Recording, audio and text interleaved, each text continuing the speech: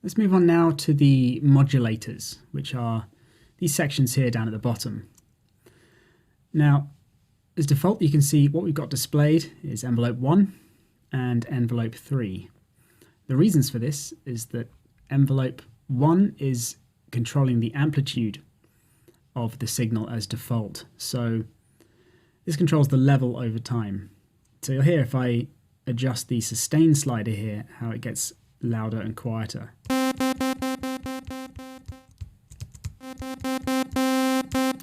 So this is the sustain level, so the level whilst the note is held down. If I want to adjust this, then I can maybe bring the sustain right down and instead use the decay here to create a brief sound, which just decays. So that goes from maximum volume down to the sustain volume, which in this case is minimum, with whatever amount of time I set using the decay slider.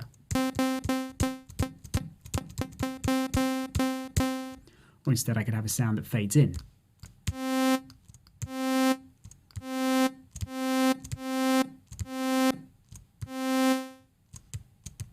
So yeah, with some decay there, you can hear it fades in and out. Without decay, it fades in and then just drops off to nothing. And you can create any different configuration of level.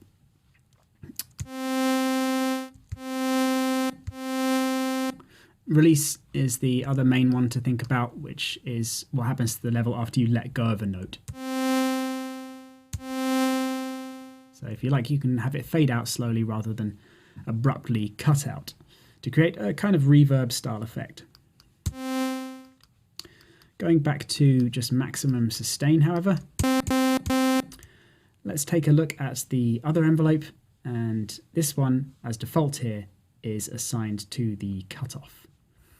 And it's cutoff 1 in this instance of filter 1. So if, for instance, I set filter 1 to this low pass here, instantly you can hear this cutoff modulation being applied. So unlike the amplitude envelope over here, which controls the level over time, this one controls the cutoff frequency of filter 1 here over time. And as the amount is set up to max here, what's happening is this cutoff dial is jumping up to maximum setting there and then sliding down according to the duration of the decay slider here.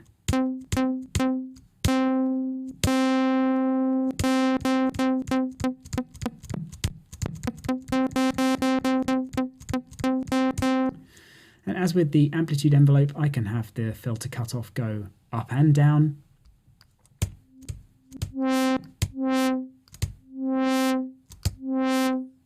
Or I can have it go up, down, and then maybe stick at a value above this somewhere by adding some sustain.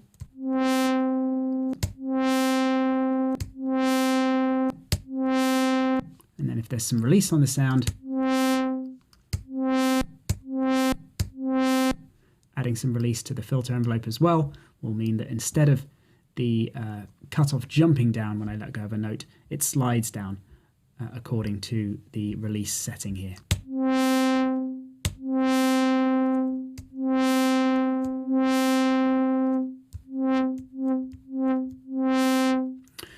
So yeah, obviously envelopes are a little bit complicated the first time you get into a synth, but you'll very much get used to them the more you work with synths. Essentially, they're doing exactly the same thing in each envelope here. This one, however, is controlling the level, so the output fader, if you like, of the whole synth. And this one is controlling whatever dials or whatever parameters you assign it to. As default, the cutoff of filter 1. So just to show you an example of how to map an envelope to something using these sections, let's just reinitialize the patch. And I'll leave these envelopes as they are and instead move on to, let's say, envelope 2. And then I'll just map it to the pitch of oscillator 1 here. Oscillator 1 pitch, nice and simple. And then I'll increase the amount using the dial here.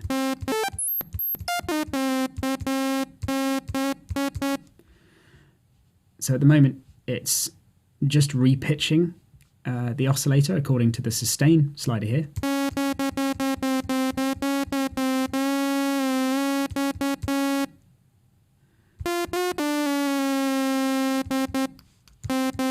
I'm just going to try and find an amount which is, you know, a sort of regular interval, like maybe an octave.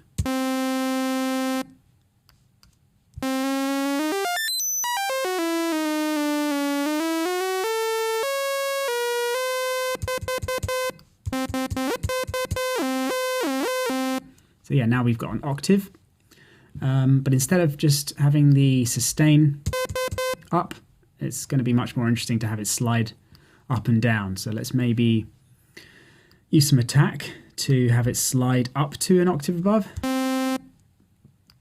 And then have it slide down.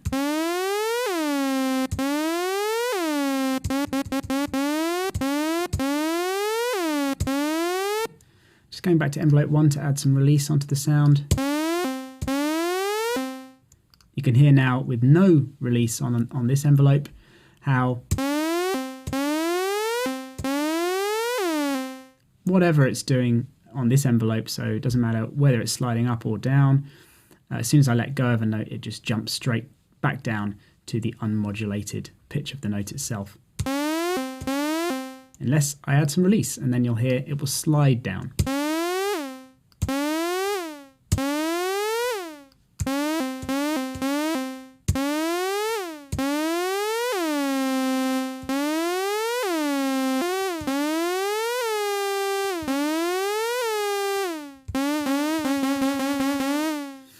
So that's the attack, decay, sustain and release settings of the envelope, and how you can use them to control a parameter on the synth.